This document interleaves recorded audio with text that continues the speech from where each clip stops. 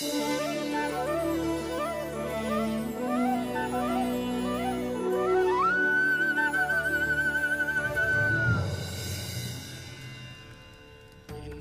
पुरन्दरी मणिगणैः मन्दारवृन्दारकैः ब्रह्मथे परिचारकैः परिवृतो मन्दारमालाङ्किलः आगस्त्यायुधपुत्रमित्रसहस्रात्यै स्वकैर्वाहनैः सन्तुष्टोऽर्चनया मया श्रितपरिचाराय नृतोऽभः।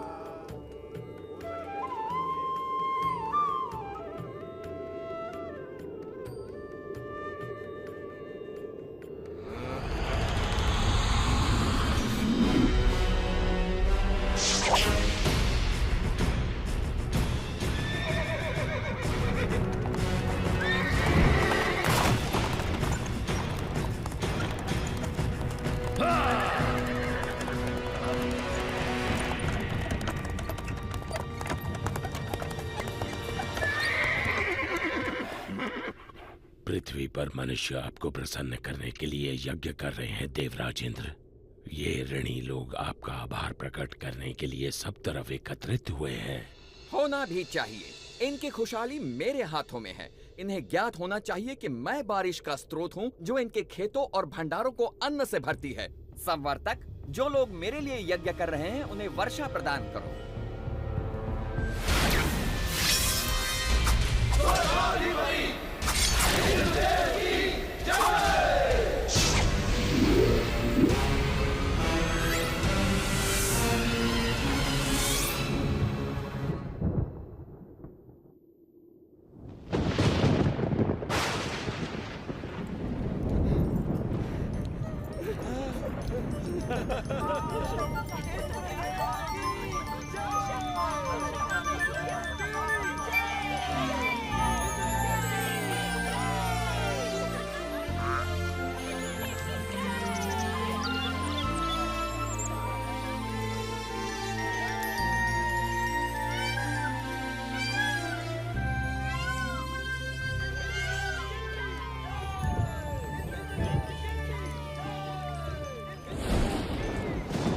पृथ्वी से आ रहे इस कोलाहल को सुनिए देवराज इंद्र।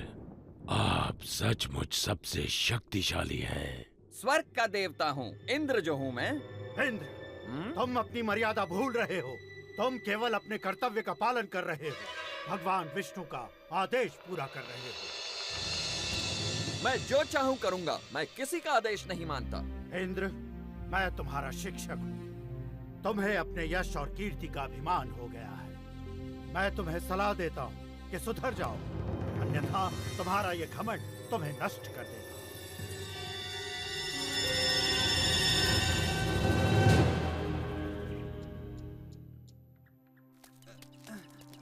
संभाल के ले चलना।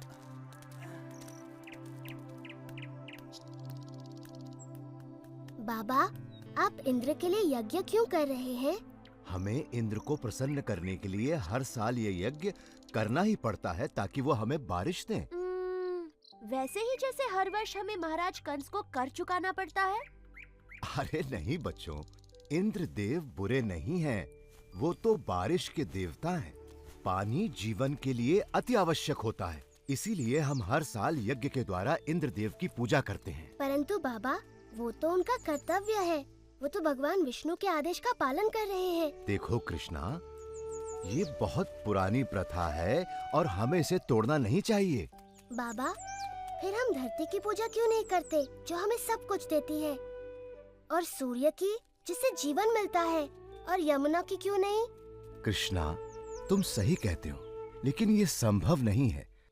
हम सदियों से चलती आ रही इस प्रथा को अकस्मात ही तोड़ नहीं सकते बेटा। परंतु बाबा, क्या हमें आंखें बंद करके प्रथाओं को मान लेना चाहिए? वो तो भगवान विष्णु हैं, जो इंद्र और सभी देवताओं को शक्ति प्रदान करते हैं। कृष्ण बिल्कुल सही कह रहा है। सभी देवता भगवान विष्णु के आदेशानुसार काम करते हैं, और वैसे भी वेदों में इंद्र के लिए अलग से यज्ञ का विधान नहीं है। हम ग्वाले हैं, हमारी संपत्ति हमारी गायें हैं, और वो भोजन के लिए निर्भर करती हैं इस गोवर्धन पर्वत पर। हम भी सभी चीजों के लिए गोवर्धन पर निर्भर करते हैं, इसलिए हमें गोवर्धन की पूजा करनी चाहिए, ना कि इंद्र की। मेरे वृंदावन के प्यारे मित्रों, हम सबको गोवर्धन पर्वत का हृदय से आभारी होना चाहिए। आप स्वयं ही देख लीजिए गोवर्धन पर्वत के इन चमत्कारों को जो वृंदावन का जीवन है। हमारी गायें इसके जंगलों की घास चरती हैं और हमें मीठा मीठा दूध देती हैं। इसके झरने हमारी प्यास बुझाते हैं। इसके मैदानों में हमारी फसलें और फल उगते हैं। इसकी लकड़ी से बने घर हमें सुरक्षा देते हैं। मित्रों, हमारा जीवन इंद्र पर निर्भर नहीं करता, बल्कि गोवर्धन पर्वत पर निर्भर करता है। कृष्ण ठीक कहता है। आयुष्मान भव। ये सब इंद्रदेव की नहीं, गोवर्धन की कृपा है। इसलिए मित्रों, सब लोग अपना अपना चढ़ावा एकत्रित करें। हम सब गोवर्धन की पूजा करेंगे।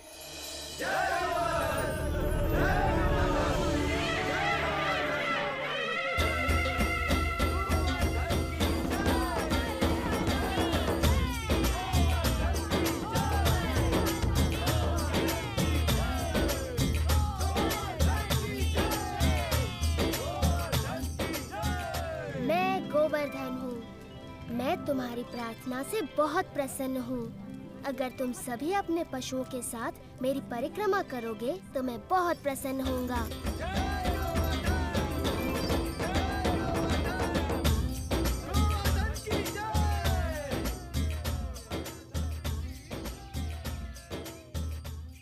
देखो कितनी बड़ी पूजा हो रही है। गोवर्धन पर्वत तो बहुत प्रसन्न हो रहे होंगे मधु।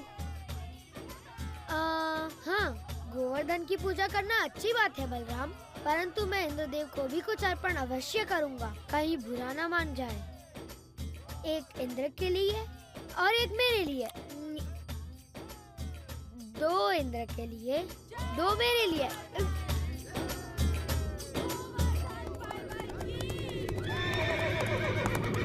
देखिए तो, वृंदावन वासी गोवर्धन पर्वत की पूजा कर रहे हैं। ये तो बड़े अचरज की बात है। उनकी ये हिम्मत। मुझे तुरंत इंद्र को सूचित करना होगा।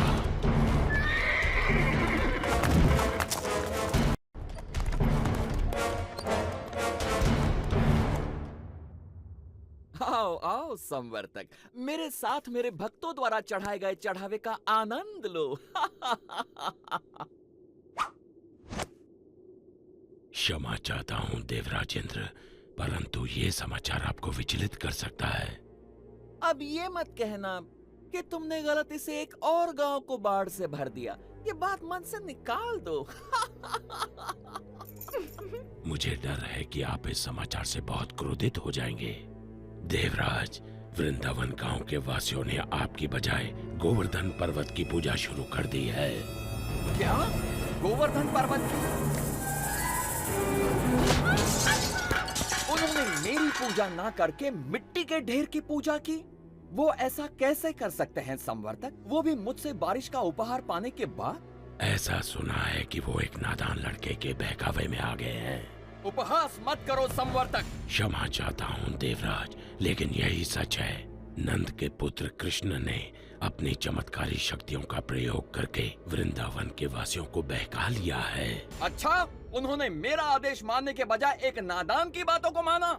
इन लोगों का दिमाग खराब हो गया है। देखना अब इन पर मेरा कहर बरसेगा। सुनो संवर्तक। जी देवराज। जाओ और वृंदावन को डुबो दो, गोवर्धन के त्योहार को बर्बाद कर दो और वृंदावन के वासियों को इस दुस्साहस की सजा दो।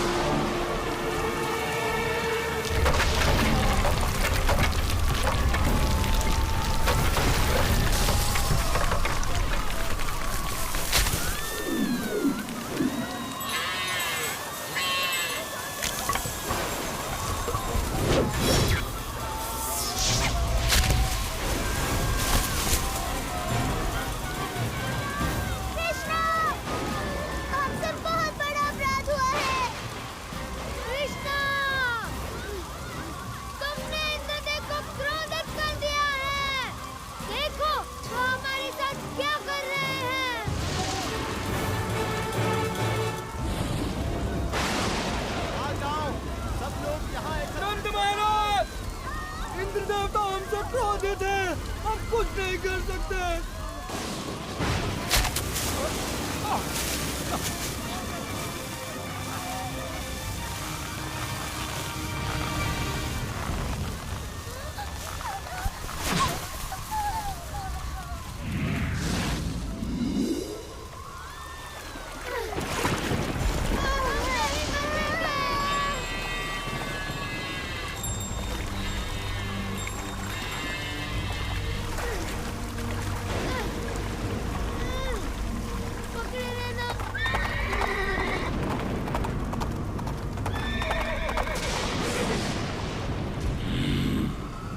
वृंदावन के लोग अब जल्द ही उस लड़के की बात सुनने पर पछताएंगे।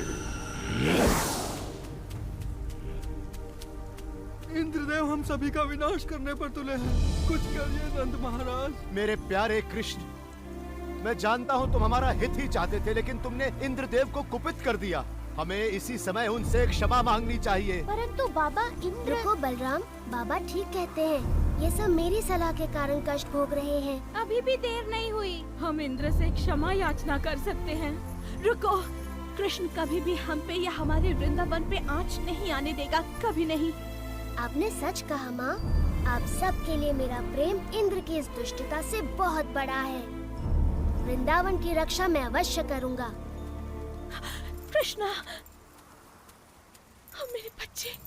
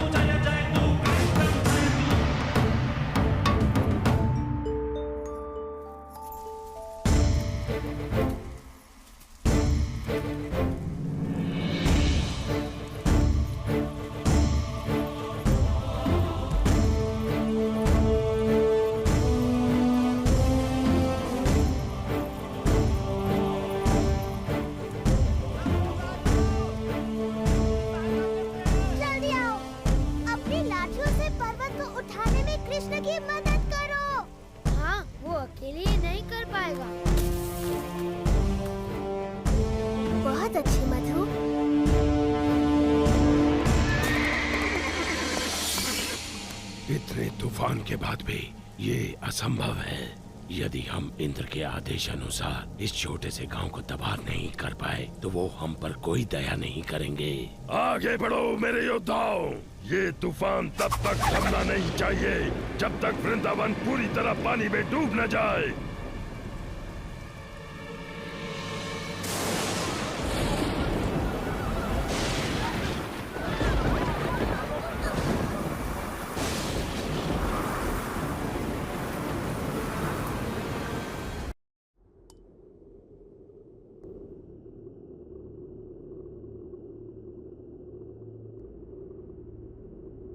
देवराज, आओ संवर्तक, बहुत थके हुए लग रहे हो। बैठ जाओ और सब विस्तार पूर्वक सुनाओ। बताओ, क्या तुम्हारे तूफान के बाद भी वृंदावन का कोई चिन्ह बचा है? देवराज, आपके योद्धाओं ने पिछले 6 दिन और 6 रातों से तूफान मचा रखा है, जिसमें आग की तरह बिजली कड़क रही है और घनघोर वर्षा हो रही है। मनुष्य ने इससे पहले ऐसा दृश्य कभी नहीं देखा। अच्छा है, बहुत अच्छा है। अब तक तो वृंदावन पूरी तरह डूब चुका होगा। काश मैं ऐसा कह पाता देवराज इंद्र, लेकिन सच ये है कि हमारे तूफान भी कृष्ण के सामने नहीं टिक पाए। मेरे तूफानी योद्धा एक बच्चे से परास्त हो गए। उसने गोवर्धन पर्वत को अपने सिर पर उठा रखा है और वो वृंदावन वासियों और उनके पशुओं की रक्षा कर रहा है। हम परास्त हो गए। लगता है तुम्हारी आंखों को धोखा हुआ है संवर्तक। 6 दिनों से कड़क रही बिजली ने तुम्हें अंधा कर दिया है। मेरे वाहन ऐरावत को बुलाया जाए। मैं स्वयं वृंदावन जाकर इस चमत्कार को देखना चाहूंगा।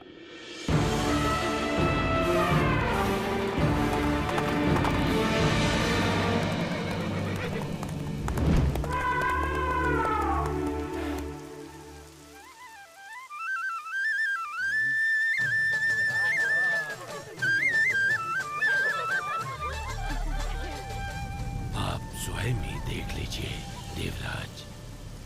यदि कृष्ण अपने आप को भगवान समझता है तो अब वो ये जान जाएगा कि कौन शक्तिशाली है, वो या फिर इंद्र।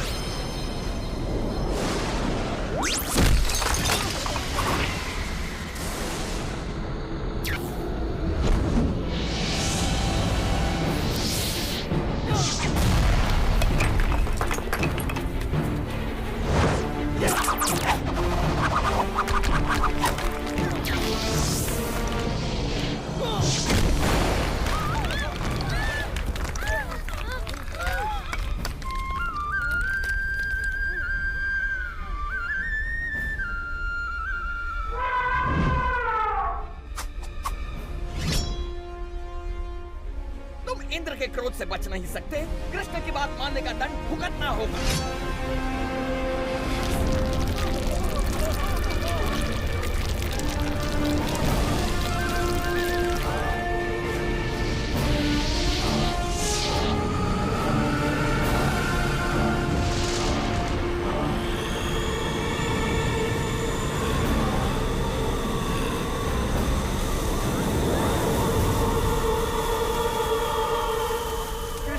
कृष्णा हमारी रक्षा करो।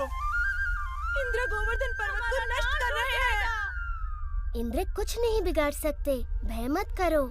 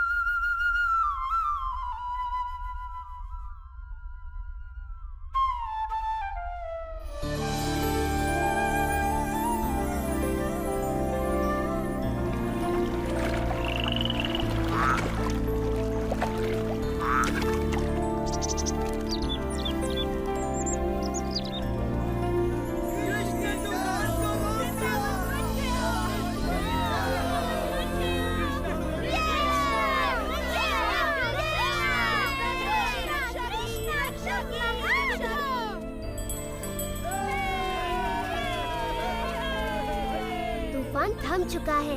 आप गाँव वासियों के साथ खुशी मनाने क्यों नहीं जाते? पर कृष्ण, क्या तुम अकेले इस पर्वत को उठाए रख सकते हो? नादान मत बनो कृष्ण, तुम एक छोटे बालक हो। पहले तुम बाहर निकलो। आप बहुत दयालु हैं।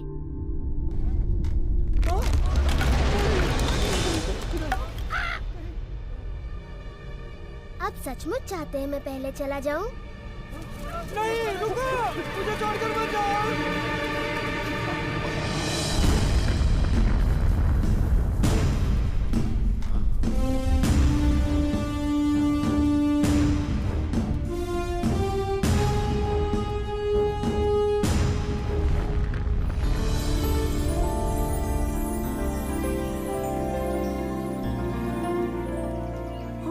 आभारी हैं। तुमने हमें बचा लिया कृष्ण, हम सुरक्षित हैं। आभार मेरा नहीं, गोवर्धन पर्वत का मानिए।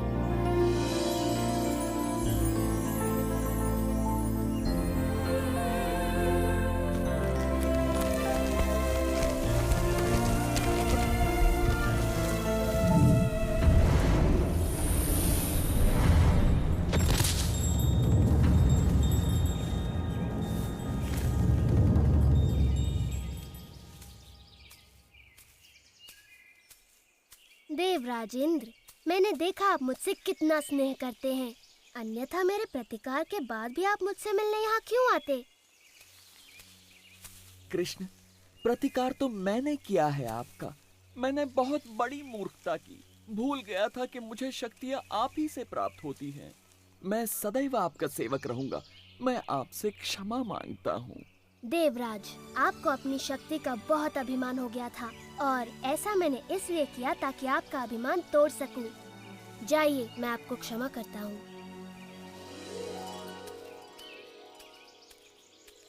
हाँ, इतना असाधारण बालक हमारे साथ यहाँ वृंदावन में रहने आया है। मैं तो बस इतना जानती हूँ कि ये मेरा प्यारा बच्चा है, मेरा दुलारा कृष्णा। कृष्णा की जय हो, जय